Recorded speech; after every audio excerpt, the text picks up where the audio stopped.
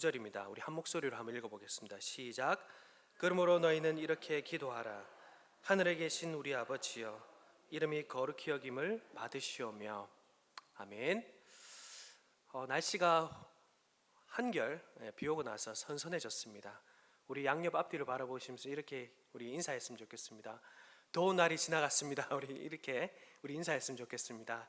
더운 날이 지나갔습니다.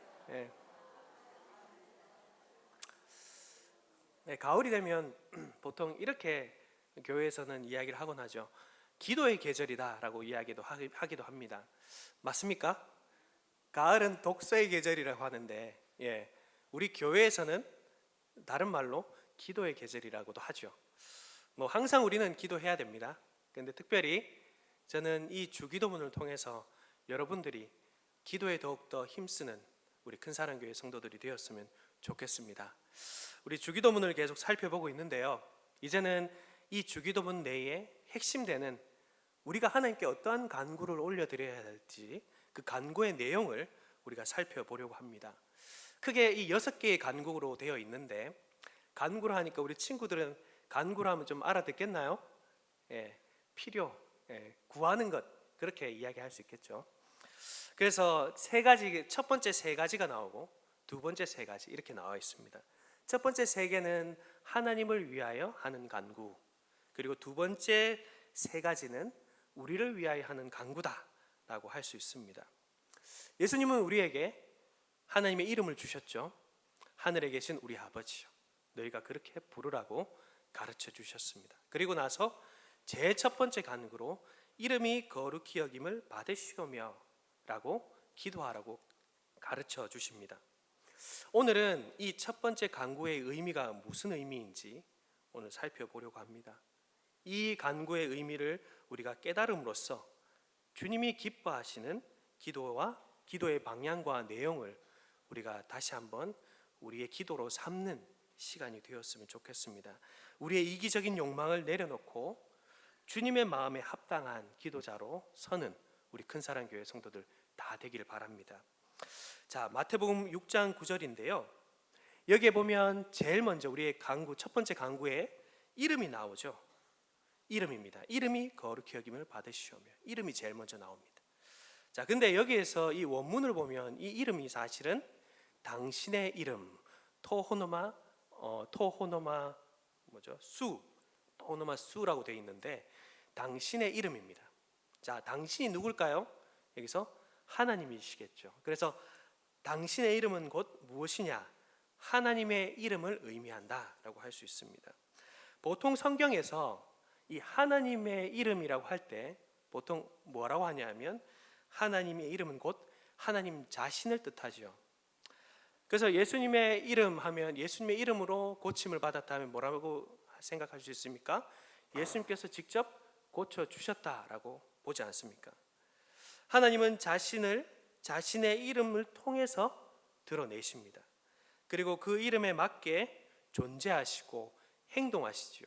그 이름에 자신의 삶을, 자신의 그 모든 것을 묶어 두셨다고 해도 과언이 아닙니다. 보통 사람들은 제 이름은 박강국이죠. 그래서 강국 하면 무슨 뜻이냐면 나라의 깃대가 되라, 나라의 기둥이 되라, 이런 뜻입니다. 참 아름다운 이름이죠. 아름다운 이름인데 참 그 이름대로 제가 걸맞게 살아가고 있느냐 볼 때 모르겠습니다. 잘 모르겠는데, 그렇죠. 보통 아름다운 이름을 이렇게 부모님들이 지어주시는 데는 그 바램을 담아서 지어주기 합니다. 근데 어떻습니까? 그 아름다운 이름에 걸맞게 살아가고 있느냐 볼 때 그렇지 않은 경우가 많지요. 예를 들어 뉴스에 보면 극악무도한 범죄자들도 그의 이름을 보면 참 아름다운 이름을 가지고 있다라고 할 수 있습니다. 그런데 하나님은 그렇지 않습니다. 하나님은 자신의 이름에 자신을 모두 묶어 두시죠. 자신의 이름에 어긋나는 모습을 보이지 않으십니다. 그래서 이름은 하나님 존재 자체다라고 할 수 있는 것이죠.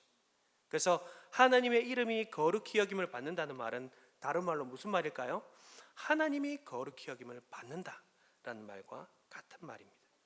자, 그렇다면 우리 질문을 하나 해봅시다. 여기에서 거룩함이 무슨 의미일까요? 예전에 우리 조 목사님께서도 이 거룩함에 대해서 한번 설교하신 적이 있습니다. 다시 한번 기억을 되새긴다는 의미에서 제가 한번 이 거룩함에 대한 설명해 보겠습니다. 거룩함은 말 그대로 구별되었다는 뜻이죠. 완전히 분리되었다. 완전히 뭔가 다르다라는 의미입니다. 자, 하나님께서 거룩하십니다라고 하면, 그렇다면 1차적으로는 도덕적인 어떤 행위, 종교적인 행위를 나타내기보다는 우선적으로는 피조물과 완전히 구별된 분이다라는 그런 의미를 담고 있습니다. 완전히 다른 분, 차원이 다른 분이란 뜻이죠. 예를 들어서 만년필 5자루가 앞에 놓여 있다고 한번 상상해 봅시다.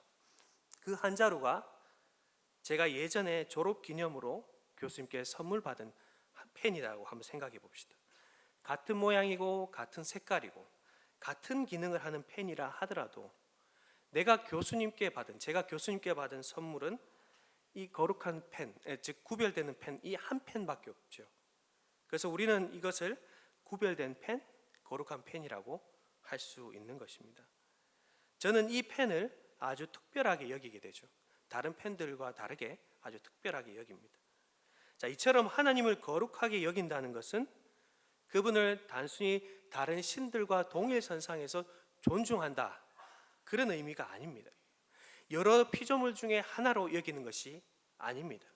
아주 특별하고 아주 독특하고 차원이 다르고 아주 아름답게 여긴다는 뜻이 바로 거룩히 여긴다는 뜻입니다. 자, 그래서 조나단 에드워즈는 참된 신앙을 말하면서 하나님의 거룩하심을 보고 아름다움을 느끼는 것이다 라고 이야기까지 했습니다. 자, 그렇다면 이 이름이 거룩히 여김을 받기를 원한다는 말은 조금 더 쉽게 풀어보자는 이런 말이죠. 하나님 당신의 이름이 저에게, 그리고 사람들에게 단순히 유용한 존재, 필요한 존재로 평가받는 것이 아니라 아름다운 분으로 여겨지기를 원합니다. 사람들이 당신을 볼 때에 당신을 다른 우상과는 완전히 다른 분으로, 특별한 분으로 여기기를 원합니다 라는 뜻이죠. 성도 여러분, 모든 피조물의 진정한 주인은 누구시죠? 진정한 아버지는 누구이십니까? 바로 하늘에 계신 우리 하나님 아버지가 되시죠. 현재 이 진리는 우리에게 밝히 드러난 것은 맞지만 어떻습니까? 하나님은 모든 인생이, 그리고 모든 피조 세계가 이 진리를 깨닫고 그분을 간절히 사랑하기를 바라시죠. 그래서 창세기 1장 28절에 보면 하나님의 형상으로 인간을 만드시고 이 땅 가운데 두시면서 뭐라고 명령하셨죠? 생육하고 번성하여 땅에 충만하라, 땅을 정복하라, 땅을 다스리라 라고 말씀하셨습니다. 하나님의 형상인 우리가 하나님의 뜻을 따라 하나님을 보여줄 때 모든 피조 세계가 천지 만물의 주인이 누구인지를 깨닫게 되고 그분을 사랑하게 될 것이기 때문입니다. 하나님의 마음에는 바로 이 계획이 담겨 있는 것이죠. 그래서 하나님은 예수님을 이 땅에 보내시면서 이렇게 기도하도록 하셨고, 그리고 예수님은 우리에게 기도를 가르치시면서 이렇게 기도하도록 하신 것입니다. 제일 우선순위에 이 기도를 가르치시고 하도록 하신 것이죠. 그 말은 무엇입니까? 하나님께서 자기 이름이 이 땅 가운데 소개되고 거룩히 여김을 받기를 원하신다라는 의미입니다. 자, 그런데 우리가 이 기도 제목을 읽는 순간 우리는 이런 질문을 하게 됩니다. 무슨 질문이냐? 나의 기도로 인해 하나님의 이름이 더 거룩해질 것인가? 라는 것이죠. 생각해 보십시오. 사실 우리의 기도로 하나님을 한 뼘도 더 존귀하게, 더 거룩하게 만들지는 못합니다. 하나님은 사실 우리와는 전혀 관계없이 이미 거룩하신 분이시죠. 창세전에 삼위일체로 하나님이 계실 때에 이미 하나님은 거룩한 분이셨습니다. 또 천지를 지으신 하나님, 온 세상의 주인이신 하나님은 우리의 평가를 받기 이전에 이미 거룩한 분이십니다. 하나님은 자신의 거룩하심을 다른 누군가에게 기대어 평가받으실 필요가 없는 분이시죠. 그래서 사실 오늘 이 본문의 원문을 보면 이 거룩하다라는 동사는 이 하기야조인데 사실 이게 수동태 명령으로 되어 있습니다. 우리나라 3인칭 수동태 명령인데 우리나라에서는 이런 명령을 잘 하지 않죠. 나와 너 사이에서 명령을 보통 하게 됩니다. 그런데 헬라어에서는 이런 표현이 있습니다. 이걸 신적 수동태라고 하는데 하나님의 이름을 빼고 하나님께서 하시는 것으로 표현하기 위해서 이 수동태를 쓰지요. 그래서 여기에는 하나님이 나와 있지는 않지만 사실 의미상으로는 하나님께서 거룩하게 하시겠다라는 의미가 함께 담겨 있는 것입니다. 이름을 거룩히 하는 주체는 바로 하나님이십니다. 우리가 아니죠. 우리가 힘써 기도하여 하나님의 이름을 거룩하게 할 수 없습니다. 그렇다면 이 말은 다시 한번 풀어보면 하나님의 거룩한 이름은 사람이 거룩하게 할 수 없고 오직 하나님께서 스스로 거룩하게 하시오니 주님의 거룩하심을 드러내셔서 그래서 모두가 주님을 특별하게 여기도록 특별하게 찬양하도록 하십시오라고 할 수 있는 것이죠. 자, 그렇다면 이런 질문이 나올 수밖에 없어요. 이미 하나님이 거룩하시고 이미 하나님께서 다 하실 것인데 왜 우리에게 이렇게 기도하라고 하셨을까라는 것이죠. 과연 그럴까요? 그렇지 않습니다. 그것은 바로 우리로 말미암아 그분의 명예와 그분의 이름이 더럽혀지고 또 실추될 수 있기 때문입니다. 이미 거룩하신 하나님께서 자신의 이름이 온 세계에서 거룩히 여김을 받도록 우리를 이 땅 가운데 두셨다고 말씀을 드렸습니다. 생육하고 번성하여 땅에 충만하라, 땅을 정복하라, 다스리라고 명령하셨습니다. 그런데 아담과 하와는 어떻게 했습니까? 아담과 하와를 시작으로 온 인류는 하나님을 높이고 찬양하기보다는 하나님의 이름을 더럽히고 또 자신의 이름, 인간의 이름을 높이려고 노력했지요. 아담과 하와가 선악과를 따먹은 게 무슨 의미였습니까? 하나님이 내 삶의 주인이 아니라 내가 내 삶의 주인이라는 걸 고백한 거 아닙니까? 그리고 그뿐만이 아닙니다. 그 이후의 모든 삶들이 인간의 모든 삶들이 끊임없이 하나님의 이름을 더럽히는 인생들이었습니다. 하나님의 이름을 헛되이 부르고 인간의 목적과 유익을 위해서 하나님의 이름을 사용하는, 악용하는 그런 것이 우리 인간의 본성이라 할 수 있죠. 바벨탑 사건이 그 대표적인 예가 됩니다. 우리 창세기 11장 4절을 우리 한번 찾아서 한번 읽어보겠습니다. 창세기 11장 4절입니다. 시작. 또 말하되 자 성읍과 탑을 건설하여 그 탑 꼭대기를 하늘에 닿게 하여 우리 이름을 내고 온 지면에 흩어짐을 면하자 하였더니 타락한 인간은 하나님의 이름을 내기보다 하나님을 거룩히 여겨 다른 사람에게 하나님을 소개하기보다 인간의 이름을 내고 그래서 지면에 흩어지기를 거부하고 자신의 이름을 높이기 위해서 저 꼭대기에 탑을 쌓은 것이죠.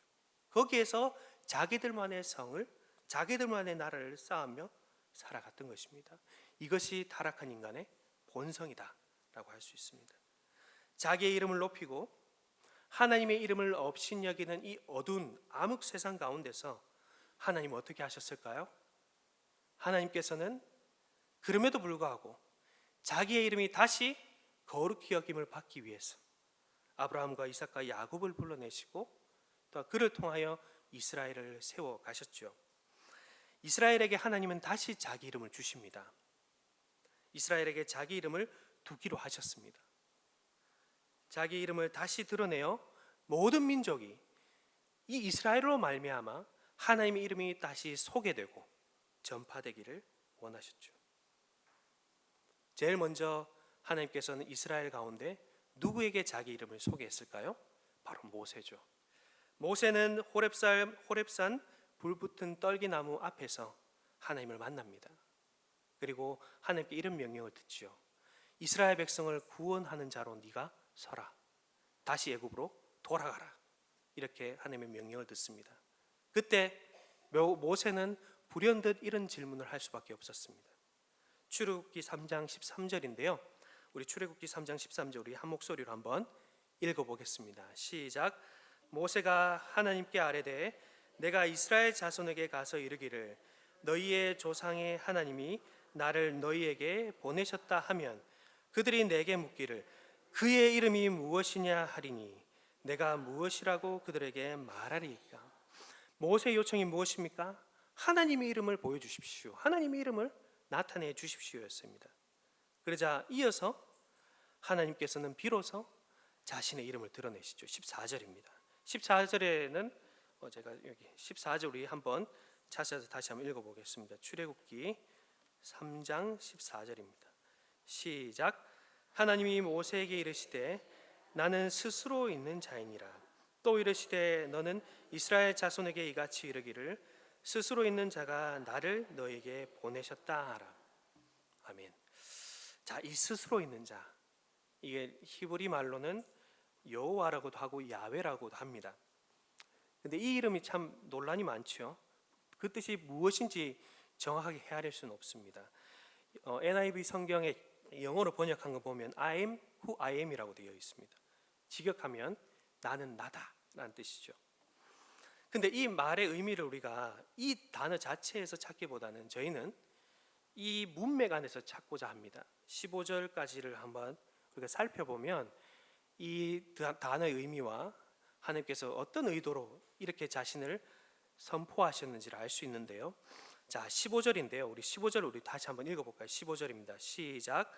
하나님이 또 모세에게 이르시되 너는 이스라엘 자손에게 이같이 이르기를 너희 조상의 하나님 여호와 곧 아브라함의 하나님, 이삭의 하나님, 야곱의 하나님께서 나를 너희에게 보내셨다 하라.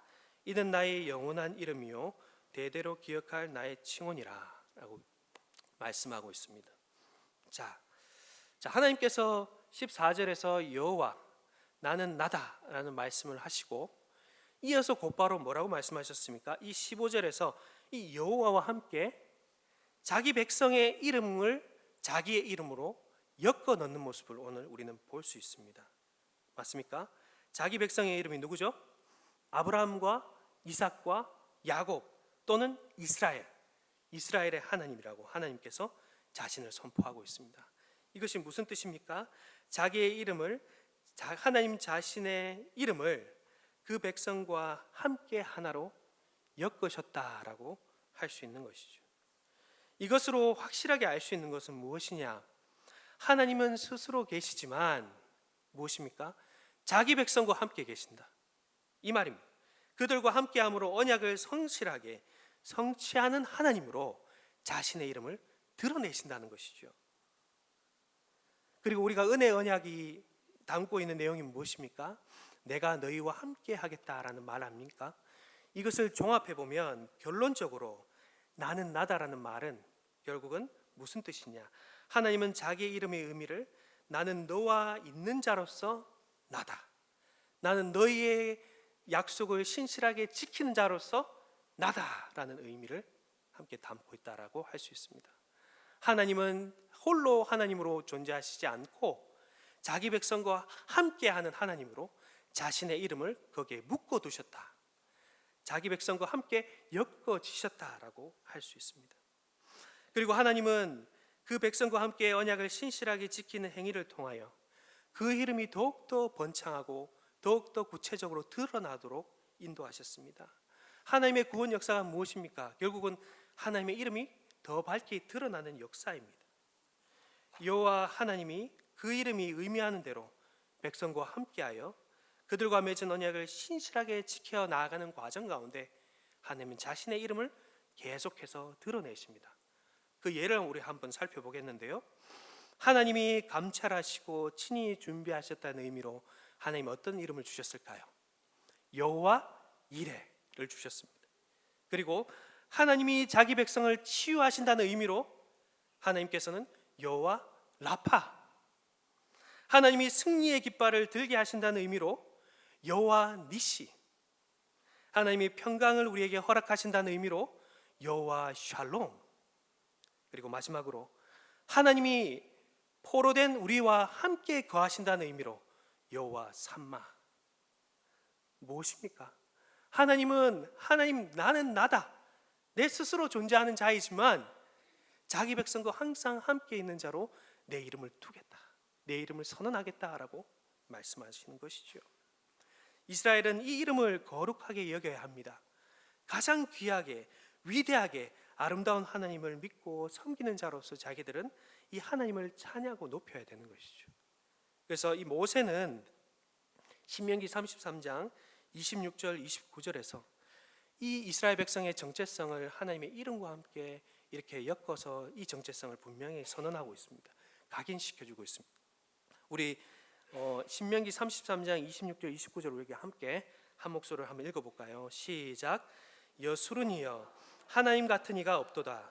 그가 너를 도우시려고 하늘을 타고 궁창에서 위엄을 나타내신도다. 영원하신 하나님이 내 초소가 되시니 그의 영원하신 팔이 내 아래에 있도다. 그가 내 앞에서 대적을 쫓으시며 멸하라 하시도다. 이스라엘이 안전히 거하며 야곱의 섬은 곡식과 새 포도주의 땅에 홀로 있나니 곧 그의 하늘이 이슬을 내리는 곳에로다. 이스라엘이여 너는 행복한 사람이로다. 하나님의 구원을 너같이 얻은 백성이 누구냐? 그는 너를 돕는 방패시요 내 영광의 가시시요 내 대적이 내게 복종하리니 내가 그들의 높은 것을 밟으리로다. 아멘. 이스라엘 백성은 이 큰 은혜와 이 큰 특권을 받은 자들입니다. 하나님을 사랑하기 때문에 하나님을 다른 이방 민족들에게도 소개하면 되는 것이죠. 그런데 이들은 어떻게 했습니까? 그 하나님의 이름을 끊임없이 더럽혔죠. 어떻게 해요? 다른 우상과 하나님을 견주어 생각했기 때문입니다. 오히려 우상을 더 낮게 여기기도 했죠. 바알이 농경의 신이니 우리가 하나님보다 바알에게 더 바쳐야 되는 것 아닐까? 더럽히는 것은 다른 것이 아닙니다. 하나님의 이름을 거룩하게 여기지 않는 것은 다른 것이 아닙니다. 하나님을 하나님으로 구별하여 최고로 여기지 않게 하는 모든 생각과 말과 행위들이 바로 하나님을 더럽히는 것이죠. 그래서 이 말을 다른 말로 하면, 하나님을 거룩하게 여긴다는 말을 다른 말로 하면 이런 말입니다. 유일하신 하나님 여호와를 사랑하라. 이 말과 같은 말이죠. 신명기 6장 4절 5절에 이렇게 말씀하고 있죠. 이스라엘아 들으라. 우리 하나님 여호와는 뭐라고요? 오직 유일한 하나님, 유일한 여호와이시니 너는 마음을 다하고 뜻을 다하고 힘을 다하여 내 하나님 여호와를 뭐하라고요? 사랑하라. 하나님을 유일한 존재로 여기는 자는 하나님께 모든 마음과 생각과 뜻과 행동과 행위를 다 드리게 될 것입니다. 우리의 모든 것, 몸과 영혼, 온 인격을 다하여 하나님께 드리는 것, 하나님이 유일하심을 깨닫고 하나님이 특별하심을 깨닫고 하나님의 거룩하심을 깨닫고 하나님께만 우리가 존경과 높임을 드리는 것, 이것이 바로 하나님을 거룩하게 여기는 것입니다. 그 반대는 무엇이라고요? 하나님의 이름을 더럽게 하고 하나님의 이름을 내팽개쳐 치는 것이죠. 하나님께서 자기의 이름을 이스라엘 백성과 엮어 주셨는데 이스라엘은 어떻게 했다고요? 그 고리를 끊고 자기 마음대로 떠나버리려 하는 것입니다. 그래서 하나님은 이스라엘을 어디로 보내셨죠? 이방인의 포로로 보내셨습니다. 더 나아가 모든 이방인들도 하나님의 이름을 모독하고 조롱하도록 만들었습니다. 하나님의 이름이 죄인인 이스라엘을 통해 죄인인 우리를 통해 실추된 것입니다. 이미 거룩하신 하나님이시지만 우리로 말미암아 하나님께서 우리와 함께 하기로, 하나님께서 자기 이름을 자기 백성과 엮어 주셔서 함께 하기로 했는데 우리로 말미암아 하나님의 이름이 실추된 것이죠. 하나님께서 자기 이름을 죄인인 우리와 엮어 주셨기 때문입니다. 하나님이 우리와 함께 하시기로 결정했기 때문입니다. 결국 우리로 인해 하나님의 이름이 땅에 떨어졌죠. 그런데 문제는 무엇입니까? 우리로는 결코 이 떨어진 하나님의 명예와 하나님의 이름을 회복시킬 수 없다는 것입니다. 그러나 하나님은 자기의 명예와 자기의 이름을 더럽힌 것을 결코 간과하지 않으십니다. 하나님은 너희가 실패했으니 이제 다 너희 없던 걸로 하고 내가 새로 백성을 세워가지고 새로 창조해가지고 새로 만들어야지, 이렇게 하시는 분이 아니라는 것입니다. 절대 회복할 수 없는 그 자리에서 하나님께서는 다시 회복하려고 하십니다. 그것이 바로 포로로 잡혀간 이스라엘 백성을 향해서 새 언약을 선언하실 때 하셨던 말씀인데요. 에스겔서 36장 22절 23절 새 언약을 말씀하시기 직전 본문입니다. 우리 22절 23절 우리 함께 한 목소리로 한번 읽어보겠습니다. 시작. 그러므로 너는 이스라엘 족속에게 이르기를 주 여호와께서 이같이 말씀하시기를 이스라엘 족속아 내가 이렇게 행함은 너희를 위함이 아니요 너희가 들어간 그 여러 나라에서 더럽힌 나의 거룩한 이름을 위함이라. 여러 나라 가운데에서 더럽혀진 이름 곧 너희가 그들 가운데서 더럽힌 나의 큰 이름을 내가 거룩하게 할지라. 내가 그들의 눈앞에서 너희로 말미암아 나의 거룩함을 나타내리니 내가 여호와인 줄을 여러 사람이 알리라. 주 여호와의 말씀이니라. 아멘. 무슨 말씀입니까? 이스라엘을 다시 고국으로 돌아오게 하는 것, 이스라엘을 다시 구원하는 것은 무슨 이유 때문이라고요? 그들을 사랑한 것, 그들을 긍휼히 여긴 것도 맞지만 무엇 때문에? 하나님 자신의 떨어진 이름을 다시 회복하기 위함이다 라고 오늘 말씀하고 있습니다. 하나님은 자신의 이름을 위하는 열심의 최우선이신 분이십니다. 그 이름에 담긴 자신의 모든 영광과 그리고 자신의 모든 성품과 자신의 모든 신실하심이 달려있기에 하나님은 심판받아 막당한 이스라엘 백성들을 구원하기로 한 것이죠. 성도 여러분, 제가 하나님이라면 이스라엘이 우상 숭배할 것이 뻔한데 그것을 알면서도 그들과 연합하려고 하지는 않았을 것 같습니다.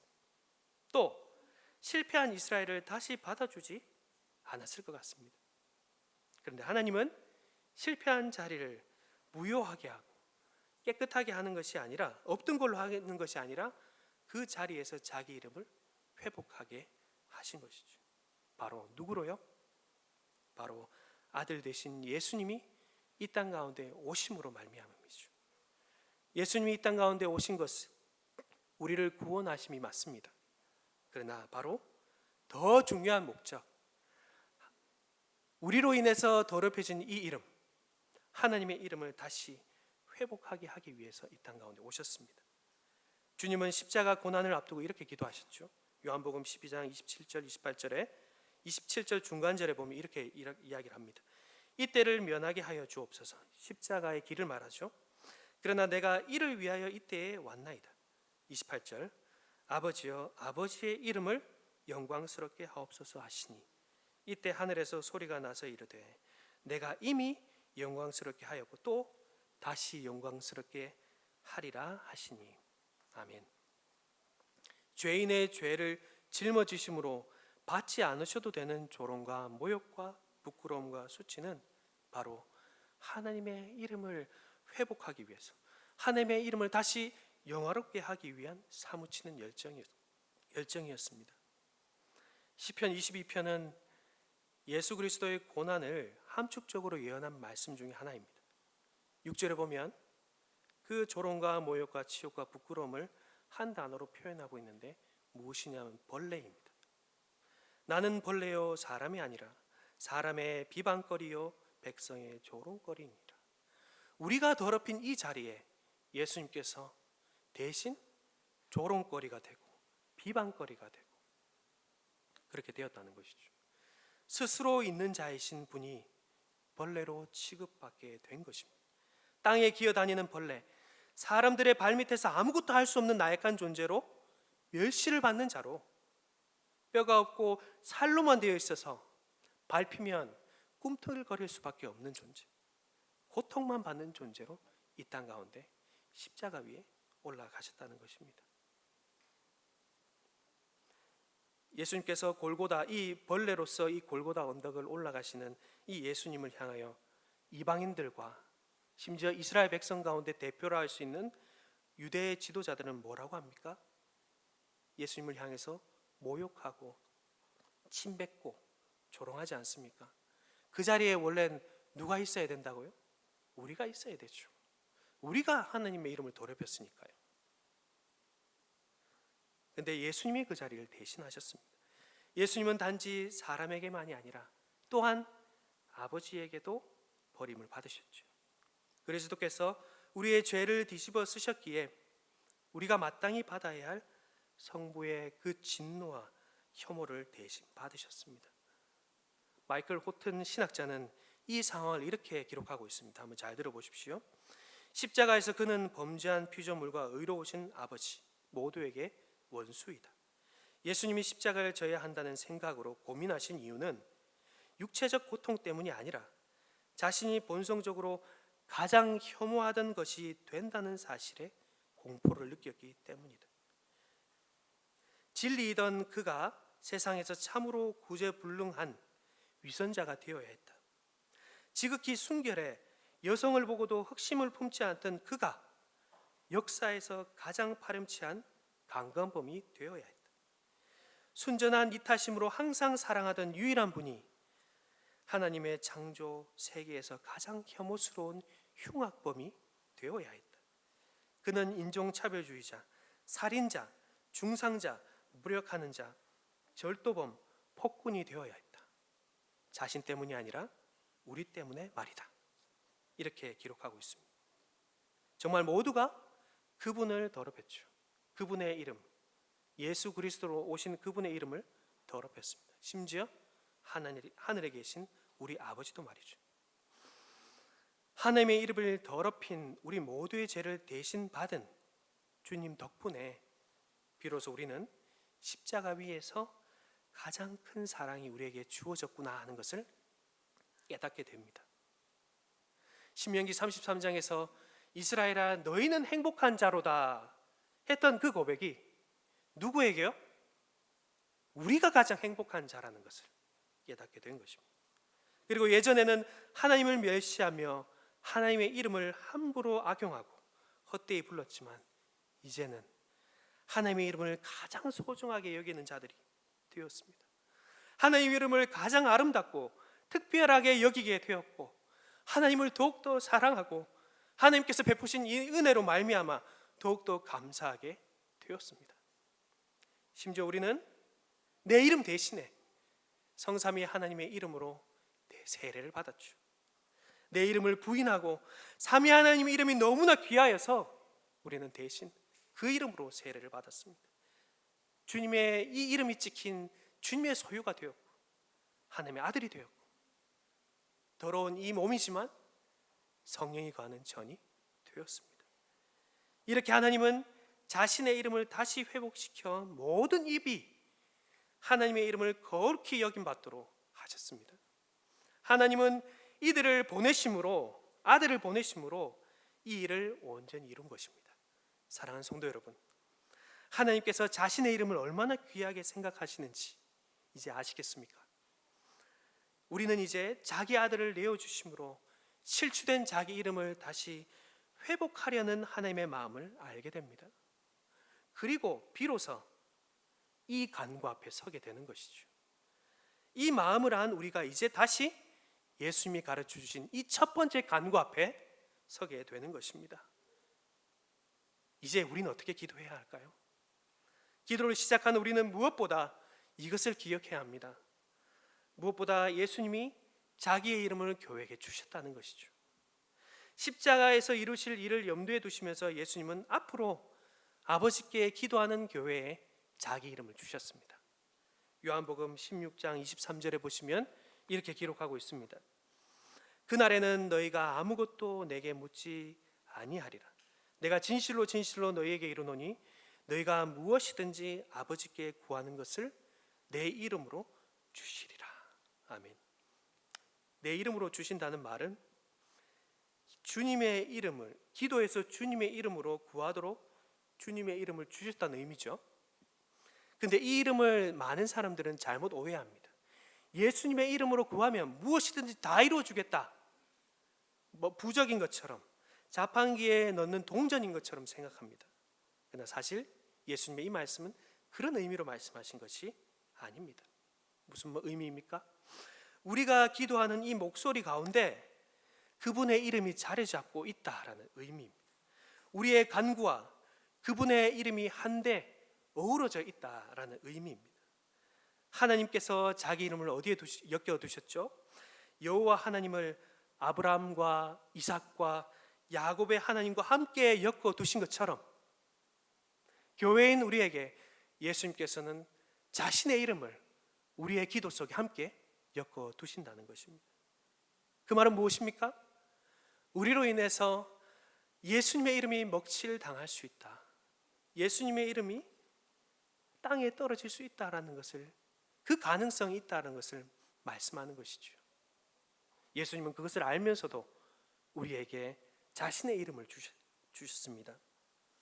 그래서 이것을 우리가 생각할 때, 그리고 그것과 함께 첫 번째 간구를 생각할 때 우리는 이렇게 기도하지 않을 수 없습니다. 우리가 하나님의 이름을 더럽힐 수 있는 무능한 존재이구나, 전적으로 타락한 존재이구나 하는 것을 인정하는 것으로부터 출발한다는 것이죠. 그런 후에 우리는 우리를 따뜻하게 안아주시는 삼위 하나님이 어떤 분인지 더욱더 깊이 알아야만 하나님을 거룩히 여길 수 있구나 하는 것을 알고 더 알게 해달라고 기도하게 된다는 것입니다. 하나님의 거룩하심을 더 깊이 알려주는 모든 수단에 하나님께 감사하고 또 그 수단을 적극적으로 사용하는 자로 서게 해달라고 기도하게 된다는 것입니다. 이 기도의 내용, 우리는 웨스트민스터 대요리 문답 190문에 잘 설명되어 있습니다. 우리 주보 뒷면에 보시면 조금 오타가 있는데 한번 주보 뒷면 한번 볼까요? 주보 뒷면에 보시면 첫 번째 간구에서 우리가 무엇을 기도해야 되는지 정확하게 나와 있습니다. 우리 한번 한 목소리로 한번 읽어보겠습니다. 시작.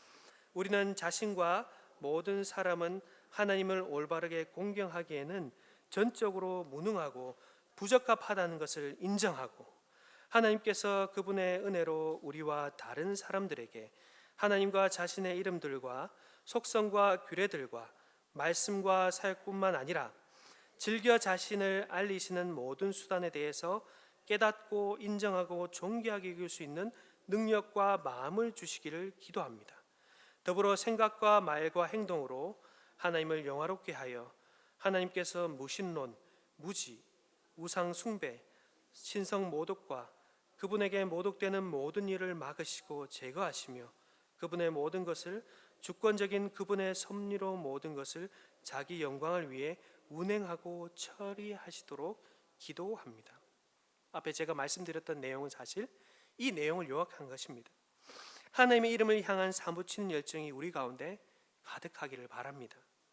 주께서 이 일을 위해 우리를 선하게 인도하실 것입니다. 이제 말씀을 맺겠습니다.